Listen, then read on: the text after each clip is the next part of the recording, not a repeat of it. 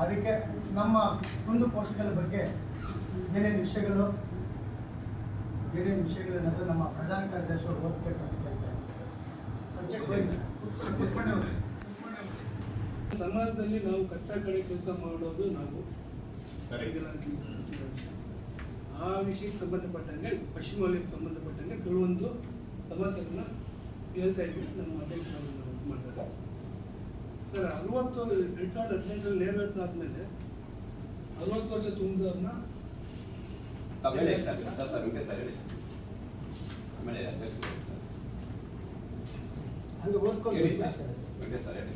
ಗುತ್ತಿಗೆ ಪದ್ಧತಿಯಲ್ಲಿ ಗುತ್ತಿಗೆ ಪದ್ಧತಿಯಲ್ಲಿ ಕೆಲಸ ಮಾಡುತ್ತಿದ್ದ ಪೌರಕಾರ್ಮಿಕರನ್ನು 2018 ನೇರವೇತನ ಅಡಿಯಲ್ಲಿ ನೇಮಿಸಿಕೊಂಡು 60 ವರ್ಷ ತುಂಬಿದವ್ರನ್ನ ಅಮಾನುಷವಾಗಿ ಪರಿಹಾರ ಕೊಡದೆ ನಿಲ್ಲಿಸಿರುತ್ತಾರೆ. ಇದುವರೆಗೂ ಈ ಕಾರ್ಮಿಕರಿಗೆ ಯಾವುದೇ ಪರಿಹಾರ ನೀಡದೆ ವಂಚಿಸಿದ್ದು, ನಿಲ್ಲಿಸಿರತಕ್ಕಂಥ ಈ ಕಾರ್ಮಿಕರ ಭಿಕ್ಷೆ ಬೇಡುತ್ತಿರುವ ನಿದರ್ಶನಗಳಿವೆ. ಭಿಕ್ಷೆ ಬೇಡ್ತಾ ಇದ್ದಾರೆ. ನಿಲ್ಲಿಸಿರತಕ್ಕಂಥ ಈ ಕಾರ್ಮಿಕರು ಭಿಕ್ಷೆ ಬೇಡುತ್ತಿದ್ದಾರೆ. ಈ ಕೂಡಲೇ ಅವ್ರಿಗೆ 10 ಲಕ್ಷ ರೂಪಾಯಿ ಧನ ಸಹಾಯ ಕೊಡಬೇಕು ಕೇಳ್ತಾ ಇದ್ದೀವಿ. ಹಾಗೆ ಎರಡನೇದು, ಇದರಲ್ಲಿ ಕೆಲವರನ್ನು ಮಾತ್ರ ನೇಮಕ ಮಾಡಿಕೊಂಡು ಇನ್ನು ಉಳಿದವ್ರನ್ನ ನೇಮಕ ಮಾಡ್ಕೊಂಡ್ರೆ ಅಲ್ಲಿ ಸ್ಟಾಪ್ ಮಾಡಿಬಿಟ್ಟಿದ್ದಾರೆ. ನೇಮಿಸ್ಕೊಳ್ತಿದ್ದ ಅದೊಂದು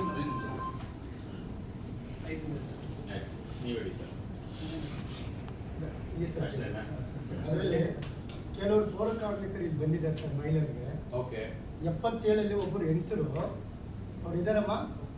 ಪಾಪ ಅವರು ಆ ಎಮ್ಮನ ಹೆಸರು ರಾಜಮ್ಮ ಅಂದರೆ ರಾಜು ಅಂತ ಬರ್ತಾರೆ. ಭಾಳ ದಿನದಿಂದ ಅಮ್ಮ ಕಷ್ಟಪಡ್ತಾ ಇದ್ದಾರೆ. ಅದೊಂದು ಆಗ್ತಾ ಇದ್ರು. ಅದಕ್ಕೆ ಅನ್ಯಮ್ಮ ಅಂತ ಒಬ್ರು ಇದ್ದಾರೆ. ಅದೇ ರಾಜ ಇದೆಲ್ಲಮ್ಮ ಹೌದು ಅಲ್ಲಮ್ಮ ಹೇಗೆ ನೋಡಿ ಆ ಅಮ್ಮ ಪಾಪ ಅವ್ರ ಹೆಸರು ಏನಮ್ಮ? ನಿಮ್ಮ ಹೆಸರು ಕುಳ್ಳೈ ಸ್ವಾಮಿ ಅಂತ ಬಹಳ ವರ್ಷದಿಂದ ಅದು. ಆಮೇಲೆ ಆಯಮ್ಮ ಈ ಅಮ್ಮ ಪ್ರತಿ ತಿಂಗಳು ಕರೆಕ್ಟ್ 1,000 ರಜೆ ಹಾಕಲ್ಲ. ಪಾಪ ಇವ್ರ ಸಂಬಳ ಬೇರೆಯವ್ರಿಗೆ ಹೋಗ್ತದೆ, ಅವ್ರ ಸಂಬಳ ಇವ್ರಿಗೆ ಬರ್ತದೆ. ಅದು ಒಂದು ಪ್ರಾಬ್ಲಮ್ ಆಗಿದೆ.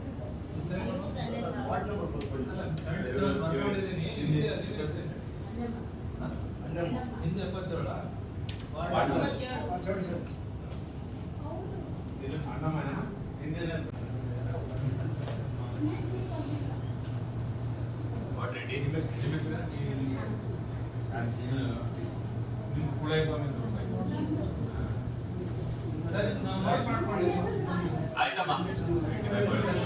177 you see who the fellow contractor is. ಇರು ಹೌದು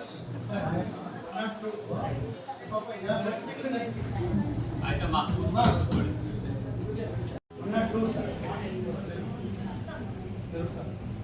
ಪಾಪ ಅಯ್ಯಮ್ಮ ಊಟಕ್ಕೂ ಕಷ್ಟ.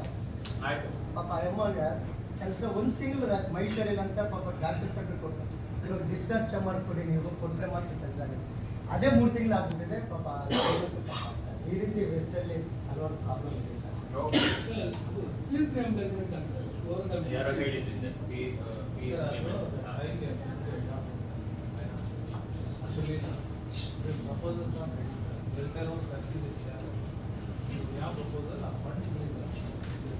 ಆಯ್ತಪ್ಪ. ಫಂಡ್ಸ್ ಹೆಡ್ ಆಫೀಸ್ ತರಿಸ್ಕೊಂಡಿದ ತಕ್ಷಣ ನಿಮಗೆ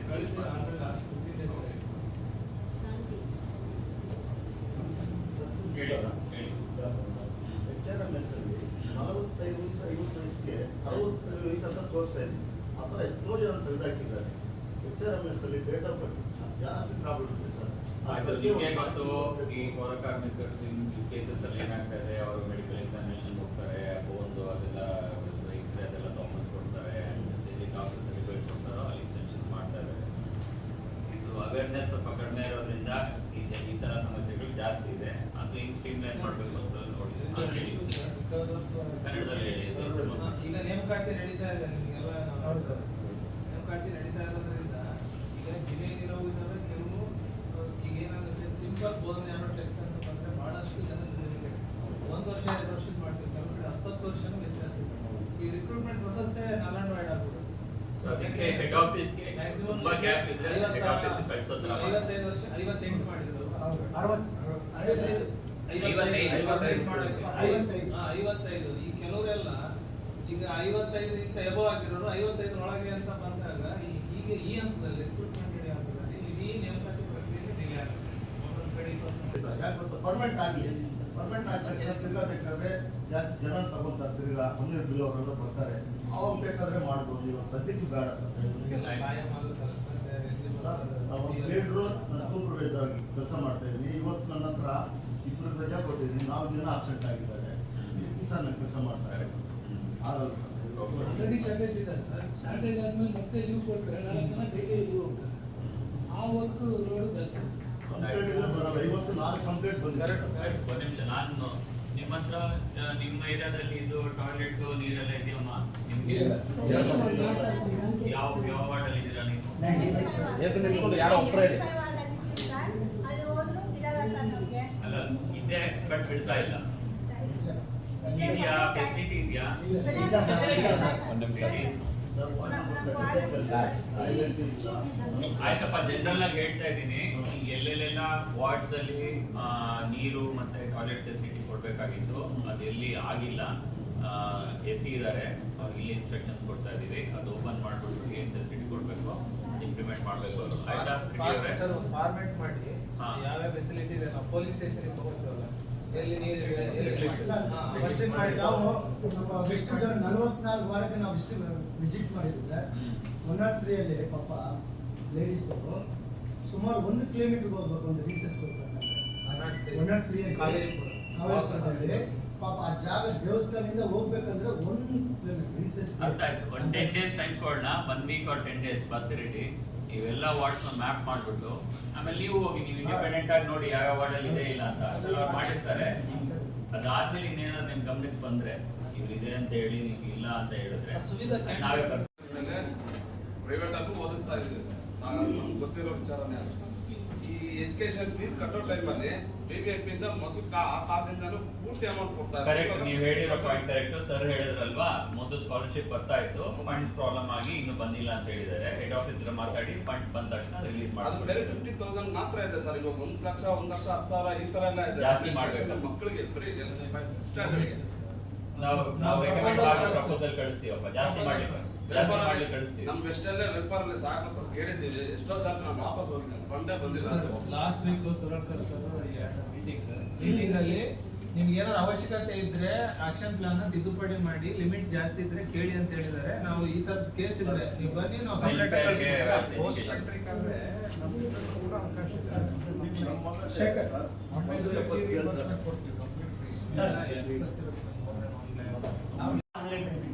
ಬಟ್ ಅದನ್ನ ಅಕ್ಸೆಪ್ಟ್ ಮಾಡಿ ಸರ್.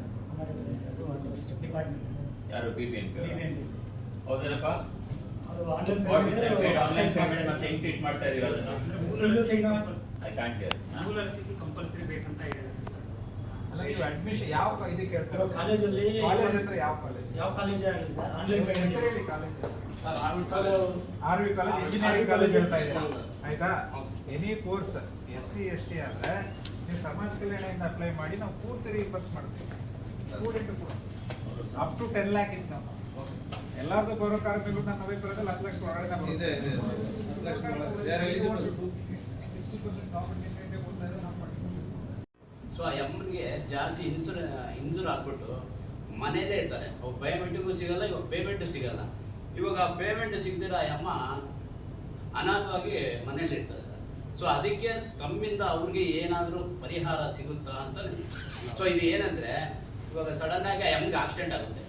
ಆಕ್ಸಿಡೆಂಟ್ ಆದರೆ ಕೈಯ ಕಾಲು ಮುರಿದ್ರೆ ಆ ಅಮ್ಮ ಕೆಲ್ಸಕ್ಕೆ ಬರೋದಕ್ಕಾಗಲ್ಲ. ಬಯೋಮೆಟ್ರಿಕ್ ಹಾಕಿದ್ರೇ ಅವ್ರು ಆ ಎಮ್ಮನ ಪೇಮೆಂಟು. ಸೊ ಆ ಥರ ಆ ಎಮ್ಮನ ಪೇಮೆಂಟ್ ಇಲ್ಲ ಅಂದರೆ, ಆ ಎಮ್ಮನ ಕೆಲಸನೂ ಇಲ್ಲ ಅಂದರೆ ಅವ್ರಿಗೆ ಎಸ್ ಹಾಂ ಸರ್, ಎಸ್ ಪೌರ ಕಾರ್ಮಿಕರಿಗೆ ಇದೇ ತರ ಆಗ್ತಾ ಇದೆ. ಸೊ ಅದಕ್ಕೆ ಅವ್ರಿಗೆ ಪೇಮೆಂಟ್ ಆದ್ರೂ ಇದು ಮಾಡಿ, ಇಲ್ಲಾಂದ್ರೆ ಅವ್ರು ಡಿಪೆಂಡೆಂಟ್ ಯಾರಿದ್ದಾರೋ typical problem, somebody is injured and is not getting the salary. ಅವ್ರ ಮಕ್ಕಳಿಗೋ ಯಾರು ಅವ್ರಿಗೆ ಅವರು ಪೇ ಮಾಡೋದು. ಲಕ್ಷ್ಮಮ್ಮ ಇಲ್ಲ ಲಕ್ಷ್ಮಣ. ಎಲ್ಲ ಕಡಿಮೆ ವ್ಯಕ್ತಿಗಳಿಗೂ ನಮಸ್ಕಾರ. ನಾವು ನನ್ನ ಹೆಸರು ಲಕ್ಷ್ಮಮ್ಮ ಅಂತ ಬಿಬಿಎಂಪಿ. ನಾವು ಪೌರ ಕಾರ್ಮಿಕರಾಗೆ ಕೆಲಸ ಮಾಡ್ತೀವಿ, ಮತ್ತೆ ನಾವು ಲೀಡರ್ ಆಗಿದ್ದೀವಿ. ಯಾಕಂದರೆ ನಮ್ಮ ಸಮಸ್ಯೆಗಳು, ನಮ್ಮ ಪೌರ ಕಾರ್ಮಿಕರ ಸಮಸ್ಯೆ ನಮ್ಗಳು ಗೊತ್ತಿದ್ದಂಗೆ ಎಲ್ರಿಗೂ ಗೊತ್ತಿರೋದಿಲ್ಲ. ಯಾಕಂದರೆ ಈ ನಾವು ಒಂದು ಮೀಟಿಂಗ್ ಮಾಡಿದ್ರೆ ಅದು ನಮ್ಮ ಪೌರ ಕಾರ್ಮಿಕರಿಗೆ ತಲುಪಿಸ್ಬೇಕು ಆ ಮೀಟಿಂಗು. ಆವಾಗ ನಮ್ಗೆ ಸಂತೋಷ.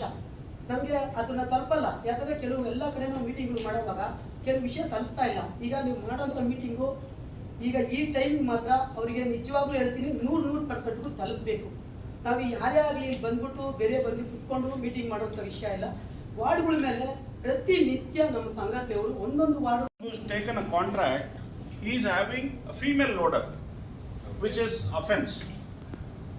ನೋಡಿ, I have put a mail to commissioner, but no action is taken till date. we'll I examine want, it now. Now you are bringing it to. I want that person to be blacklisted, sir. ಆಯ್ತು, we'll examine. 74. 74. I have images of that. I will share with you, sir. Reddy ಅವರು. ಓಕೆಪ್ಪ, ಎಲ್ಲರಿಗೂ ಧನ್ಯವಾದಗಳು. ನೀವೆಲ್ಲ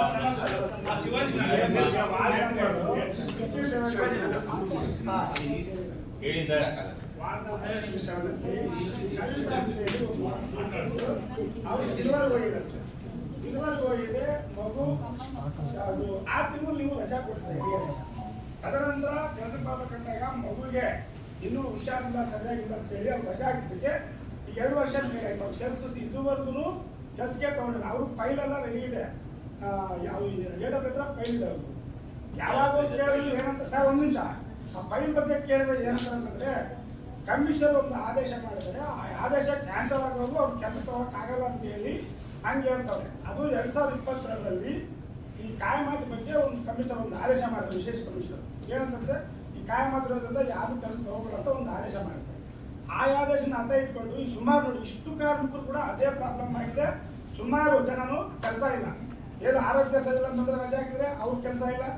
ಇದುವರೆಗೂ ಹೋದ್ರೆ 6 ತಿಂಗಳು ನೀವು ಹೊರಗೆ ರಜೆ ಕೊಡ್ತೀರಾ, ತದನಂತರ ಸ್ವಲ್ಪ 2-3 ತಿಂಗಳು ಜಾಸ್ತಿ ಆದರೆ ಅವ್ರ ಕೆಲಸ ನಿಲ್ಲಿಸ್ತಾರೆ. ಈ ಥರ ಸುಮಾರು ಜನ, ಎಷ್ಟು ಜನ ಸುಮಾರು ವಾರ್ಡಲ್ಲಿದೆ, ತುಂಬ ಪ್ರಾಬ್ಲಮ್ ಇದೆ. ಅದನ್ನ ಬೇಗ ವಿಚಾರ ಮಾಡಿದ್ರೆ ಒಳ್ಳೆದಂತೆ ನೋಡಿ. ಇಷ್ಟು ಜನ ನಾವು ಕಾದು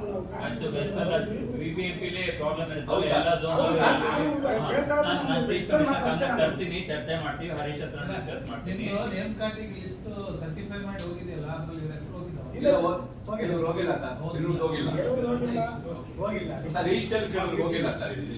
ಸೊ ಅದೇನಂದ್ರೆ ಈಗ ಆಲ್ರೆಡಿ ಒಂದು ಫೈಲ್ ರೆಡಿ ಮಾಡಿದ್ದಾರೆ. ಅದ್ರಲ್ಲಿ 100 ಜನದ ಹೆಸರು ಹೋಗಿದೆ. ಫಾರ್ ಎಕ್ಸಾಂಪಲ್ 100 ಜನದ ಹೆಸರು ಹೋಗಿದೆ. ಈಗ 101, 102, 103 ಅಂತ ಅದಕ್ಕೆ ಸೇರ್ಸಕ್ಕಾಗಲ್ಲ. ಅದಕ್ಕೆ ಒಂದು ಗ್ಯಾಪ್ ಬಿಟ್ಟಿದ್ದಾರೆ. ಇನ್ನೇ ಚರ್ಚೆ ಮಾಡೋಣ.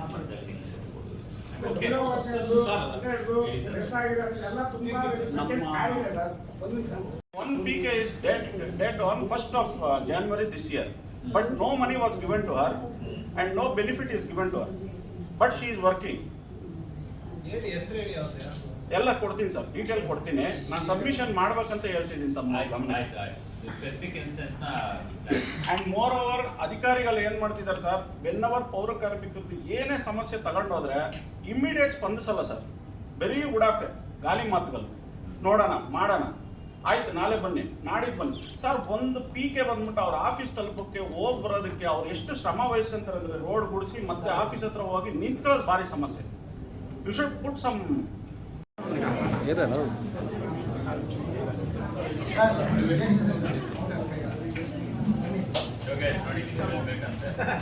ಸರ್ ಒಳ್ಳೆ ಕೆಲಸ ಮಾಡ್ತಾರೆ ಸರ್.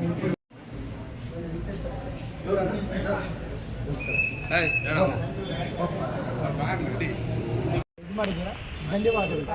ಎಲ್ಲರೂ ಕೂಡ ನಿಮಗೂ ಕೂಡ ಧನ್ಯವಾದಗಳು. ಈ ಸಭೆಗೆ ಬಂದ್ಬಿಟ್ಟು ಎಲ್ಲ ಸಕ್ಸಸ್ ಮಾಡಿದ್ರಿ. ಎಲ್ಲರೂ ಒಳ್ಳೇದು ಮಾಡಲಿ. ಈ ಎಲ್ಲ ಕೆಲಸಗಳು ಪ್ರೊಸೀಡಿಂಗ್ಸ್ ಮಾಡಿ ಕಳಿಸ್ತೀವಿ. ಅದನ್ನು ಪ್ರೊಸೀಡಿಂಗ್ಸ್ ಕಾಪಿ ನಿಮ್ಮ ಕಡೆ ಕೊಡ್ತೀವಿ. ಸೆಕ್ರೆಟರಿ ಸಾಹೇಬ್ ಕಡೆ ಸೈನ್ ಮಾಡಿಸಿ ನೀವು ಫಾಲೋ ಅಪ್ ಮಾಡಿ. ಒಂದೇ ಒಂದು ಉದ್ದೇಶ, ಆದಷ್ಟು ನಮ್ಮ ಪೌರ ಕಾರ್ಮಿಕರಿಗೆ ಆದ್ಯತೆ ಕೊಡಿ ಸರ್, ದಯಮಾಡಿ. ಭಾಳ ಆದ್ಯತೆ. ಪೂರ ನಮ್ಮ ಇಡೀ ನಿಗಮ ಇರುತ್ತೆ ಪೌರ ಕಾರ್ಮಿಕರಿಗೆ. ಮಲ್ಲಿಕಾರ್ಜುನ ಸಾರು ಮಾಡ್ತಾರೆ.